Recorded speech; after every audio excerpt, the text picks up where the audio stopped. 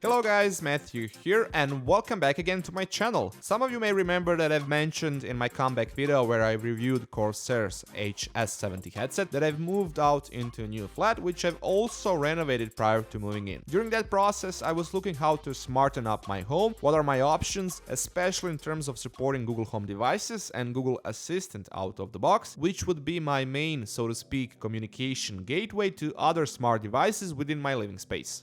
Of course, you could go for some proprietary solution from a specialized company, designed and assembled just for your needs, but that's not fun. Firstly, you're most likely to overpay it, and secondly, you wouldn't get that same level and kind of flexibility as you would in this case. Putting that aside, let's first clear the air in terms of what are our options when it comes to smart home automation standards. We have your popular solutions like Philips Hue, which uses Zigbee wireless protocol standard for communicating with devices using its dedicated central home automation hub, while opposite of that and similar to it we have the Z-Wave wireless protocol standard, which has its own product portfolio and also uses a special home automation hub. The main thing that separates them from each other is that they use a different frequency range for communicating with smart home devices.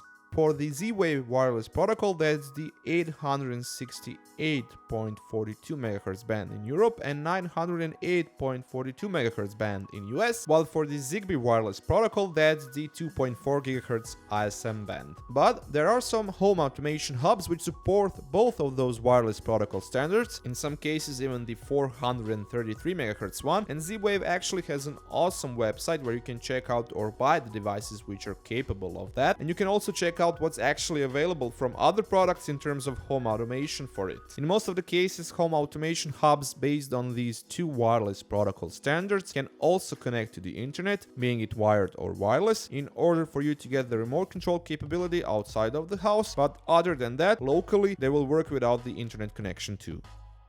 I won't get into intricacy and details surrounding these two wireless protocol standards, especially since I'm for now sticking to the third option, and that's the plain old regular Wi-Fi connection, where your Wi-Fi router and internet connection acts like a quote-unquote central home automation hub for your smart home devices, so you don't need any other dedicated hubs. Beside that, the most noticeable advantage with Wi-Fi only smart home devices is that they can be a lot cheaper and straightforward for end users. You don't have to worry about the device itself being Zigbee or Z-Wave compatible, it just needs to support Wi-Fi connection, but of course they also have their own downsides compared to them, like for example you cannot mesh them into their own local network, but I'll talk about that a little bit later on.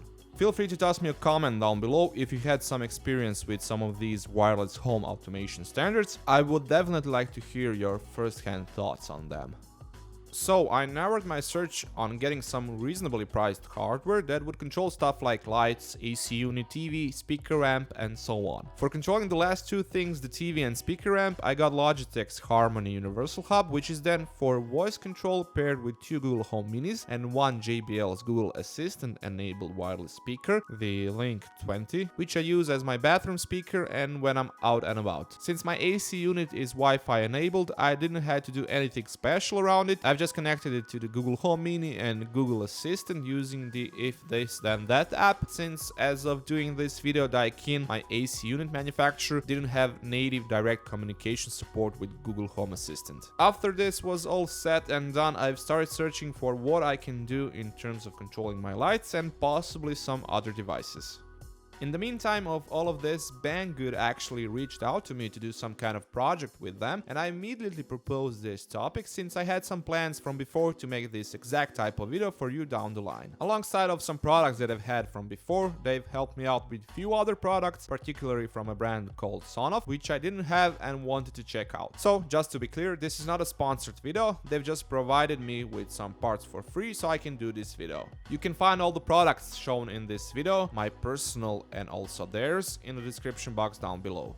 As I said, my first order of business was to figure out what is the best solution for controlling the lights. In terms of that, if you don't want to complicate too much, you can go for either a smart home Wi-Fi light bulb itself or a smart home Wi-Fi switch. On top of that, if you really want to have a possibility of changing your room light color, I suggest you skip the switches and buy a smart home Wi-Fi enabled light bulb, because that way you will get the same level of control, while buying just a smart home Wi-Fi enabled switch itself won't do you anything in terms of getting that RGB feature, as it doesn't have anything to do with it. I had a similar scenario where I've equipped my two IKEA bed lamps with Xiaomi's pretty popular Yeelight RGB Wi-Fi enabled smart light bulbs, which can be found for around $17 a piece. You just need to pop them in and connect them to the Wi-Fi network using Xiaomi's app. Their app is pretty cool and straightforward, there's a decent level of control and customization, and most importantly, it natively supports Google Home integration. You can of course control the color and the brightness of it using the app, but I do that most of the time by voice over the Google Assistant. The colors are bright enough and of somewhat accurate representation, but I cannot really complain taking the price into consider. If on the other hand you are not aiming for anything RGB related in terms of lighting, you can go for a smart home Wi-Fi light switch or for a Wi-Fi enabled smart light bulb.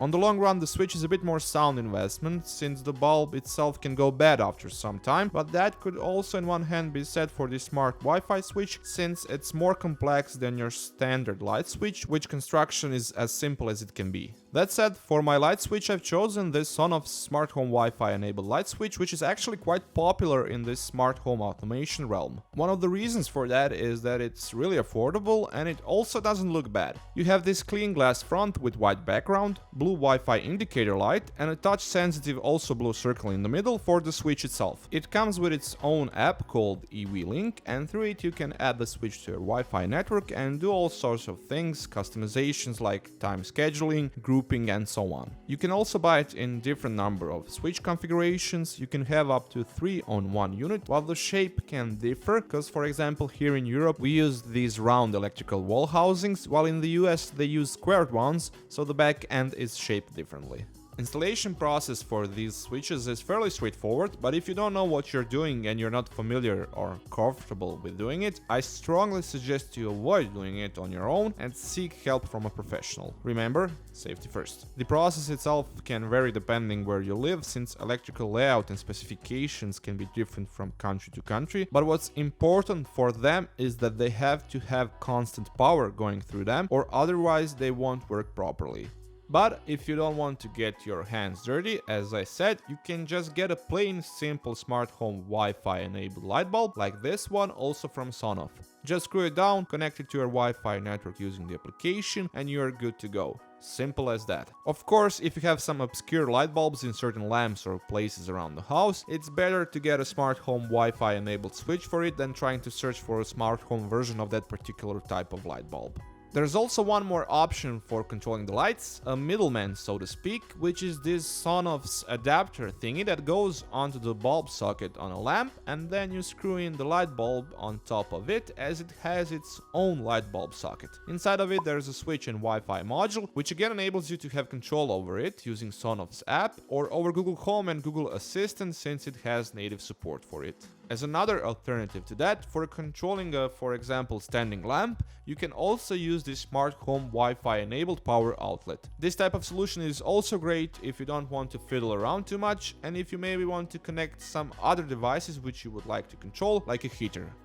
The last resort, which could for some of you actually be your first choice if you're building a new house or renovating your living space from ground up, is this also Wi-Fi enabled switch. There's a few ways you can use it. For example, you can put it along a wire which powers your hall lighting, so this way you can control the whole array of lights in that hall. Or if you're handy, you can for example add it to a power wire of some appliance which you want to control. This particular one that I have here has a simple configuration, only one input and one output, capable of handling up to 1500 watts of power and 7 amps of current, but you can buy a version which has a much wider array of inputs and outputs, higher total power handling capability, and most importantly a ground earth connection, so you can install it directly onto a rail in your electric box and make it all look and work seamlessly. Of course, these single ones can also be of use, especially since they're really cheap, around $4 to $5. I still haven't decided where I'm going to use mine, maybe as an on and off switch for my speakers, since theirs is on the back, so it's not that practical to reach. Although you could use this switch for a classic solution like turning on or off the lights or AC, you could also use it as an intermediate for, let's say, controlling a window sun visor. If you have them already motorized, you can put this type of switch on it and maybe pair it with a light sensor, which could, for example, over IFTTT, tell the visor to close up if the sun going through the window is getting stronger. I don't know if it's doable, I assume it is if you really set your mind to it, maybe even configure something Arduino based.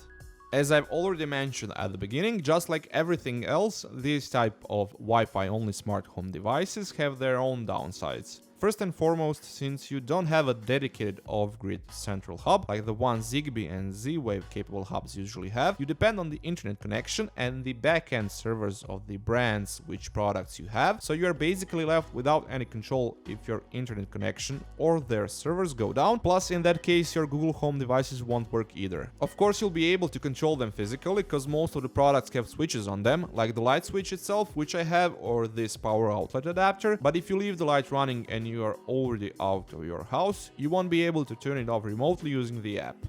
The lack of a central communication hub based on Zigbee or Z-Wave wireless protocol standards also brings out another big downside, at least feature-wise, and that's the fact that you are missing out on a thing called a mesh network. This feature enables devices connected to that hub to directly talk to each other over it, opening a door to a lot of different possibilities, like synchronization with other devices, for example a TV. I've put a Jonathan Morrison's video in the right top corner showing what can be done with Philips Hue lights in relation to this particular topic. I also feel like that their part of the market, at least the Z-Wave one, has more options for users who are more DIY oriented, like there's more customization options and hardware for them out there.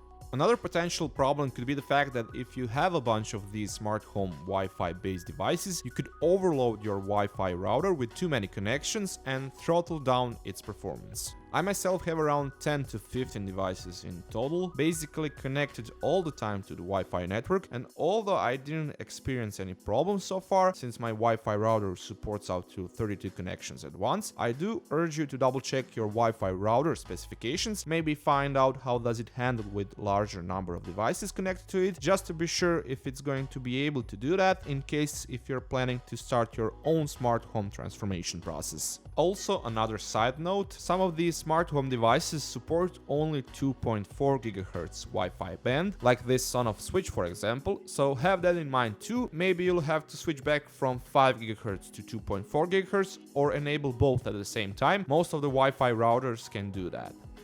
Just as a reminder, everything that I've shown here can be found at the links in the description box down below. Of course, the products and solutions that I've used here are not the only one out there. I urge you to explore for yourself if you got time and if you're interested in this, especially since this is a still very young market to begin with. That's it for this time from me. Thank you once again for watching. Hope you like this type of videos. If you have some suggestions for new ones, leave them in the comments down below. Feel free to toss me a thumbs up if you like what you saw. That really helps me a lot. Don't forget to subscribe if you haven't. And if you already are, be sure to press that notification bell down below so you don't miss out on a new video. And until then, catch you later, guys.